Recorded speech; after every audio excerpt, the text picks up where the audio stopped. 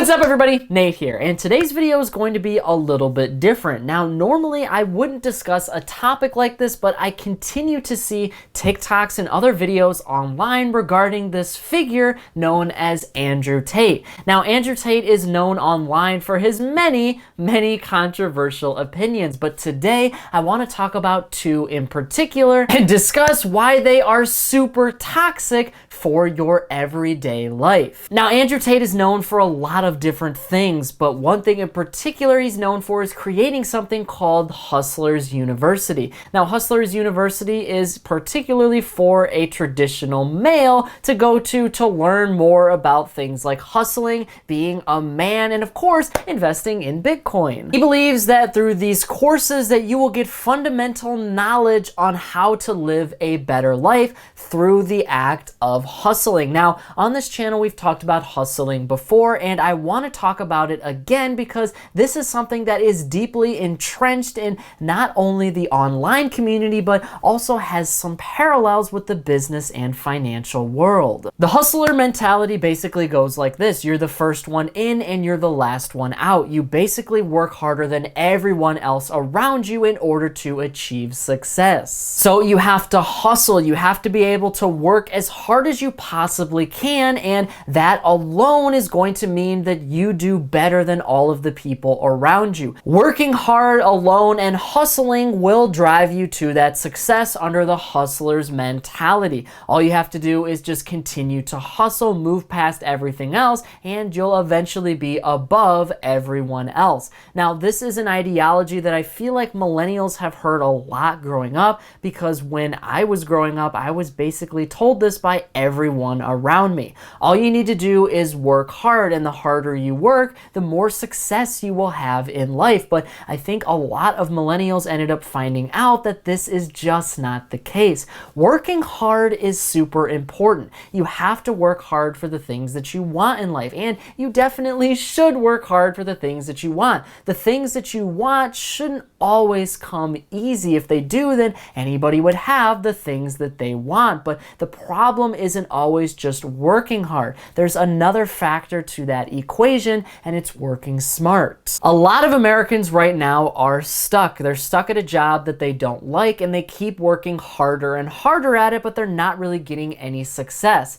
This is something that I feel like people have to learn more about, because working hard alone isn't going to bring you success. And the reason being is because working hard, especially when it comes to the ideas of Andrew Tate, well, it's not something that's tangible, right? Working hard is intangible, meaning that somebody could work really hard at one job or at one thing, and that could be completely opposite to someone else. But in a way, they are both working hard. It really just comes down to value, in my opinion. How much value are you producing? Whatever you do in life, you want to try to bring value to yourself or to someone else. And as long as you're doing that in an efficient way, you are providing a lot of value. It has nothing to do with hustling really hard and outworking everyone in the room. And the reason being is because there's a lot of equity in society. I think this is where kind of Andrew Tate goes off the rails, because in his mind, in order to be successful, in order to be a good hustler, you have to be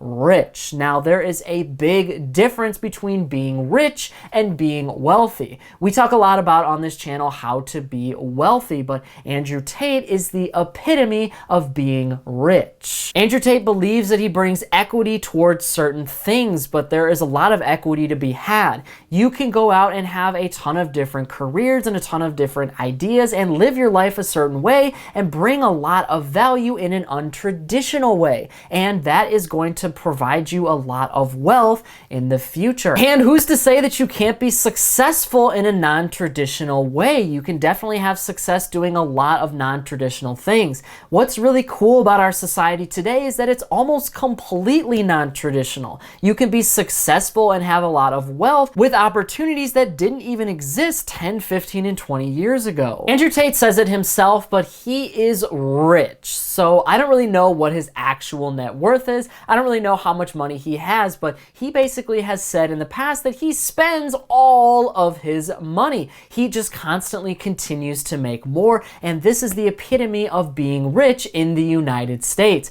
When you are rich, you have money for today. You are spending, though, as much money as you possibly have, and your richness and all of everything that you've built eventually could disappear because you have no diversification. Sure, Andrew Tate might have created a business and he might be making millions of dollars every year, but all of that cash flow could eventually end, leaving him with nothing. Rich is a feeling. You feel like you're rich because you have all of these things, because you have all of this money, and you are a status symbol. Andrew Tate has Lamborghinis, he has big houses, and that shows that he is rich, but at the end of the day, he is more in debt than pretty much anybody else. And he kind of falls into his own trap here, because in order to get himself out of debt, in order to work his way through all of this money that he spent, he constantly has to keep working. This is the problem that a lot of people have with active income. The only way that you can make money, and the only way that Andrew Tate makes money, is by actually doing something. He has to go on podcasts, he has to produce content. He literally has to do something to get his money.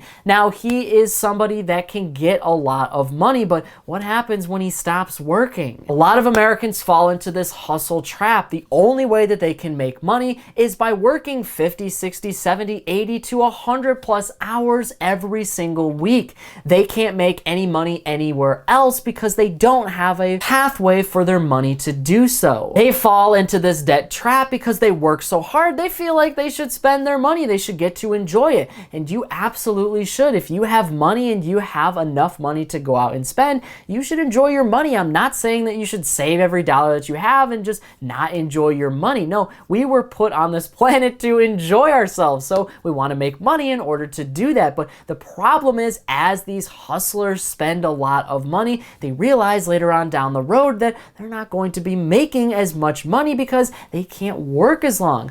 Time is our most valuable asset, and you have only so many hours in a day, which means you can only work so long, and if you stop working, then you can't make any money. So it is a much better idea to make your money work for you, and that's where wealth comes in. You have to work hard. Nobody's saying you don't have to work hard for the things that you want, but you also have to work smart. You need a financial education so that way you can realize that money can multiply on its own. You don't have to work in order to make all of this money. There's a lot of passive income that you can make just from putting some money in the stock market or in real estate. That means you're hustling a lot less. Now, I'm not saying that hustling in general is bad. You definitely should hustle. You definitely need to work hard because that's the only way that you're going to get the things that you want. Nothing in life comes easy, so you have to hustle. What I'm saying is that hustling is a toxic culture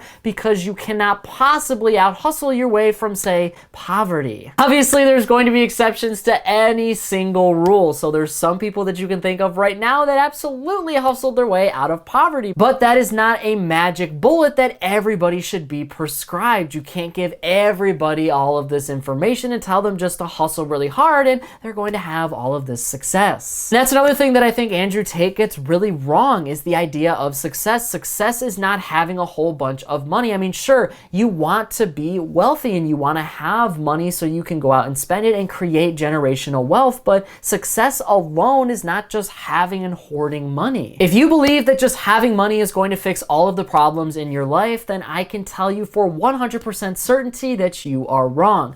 Money is a tool and we can use it to make other people's lives better, to start a business, to get the things that we want, but it alone does not create happiness and it definitely doesn't create success. You need to have that success within and that happiness within in order to allow money to have any sort of impact on your life. Shout out to Jaspreet Singh at The Minority Mindset because he talks about this a lot. It's called the quadrupit theory. In order to have financial success, well, you have to have three other things: physical success, mental success, and spiritual success. Having physical success means that you're fit in one way or another. So if you don't have that, financial success isn't really going to matter because you're always going to be thinking about and worrying about, and more importantly, paying for all of your health problems. So if you don't have that first and foremost, then getting a whole bunch of money is not going to matter for your life. Number two, you need mental success, because if you're not in the right mental spot, then you're never going to be able to capitalize on opportunities. We see this a lot in pop culture, but there's a lot of celebrities and athletes that are basically depressed even though they make hundreds of millions of dollars every single year. All of that money is not making them any happier because they have a lot of negativity and a lot of other demons that they have to battle in their own mind. So you have to be one with yourself, and that brings me to the final pillar, which is spiritual success. And I'm not talking about religion here.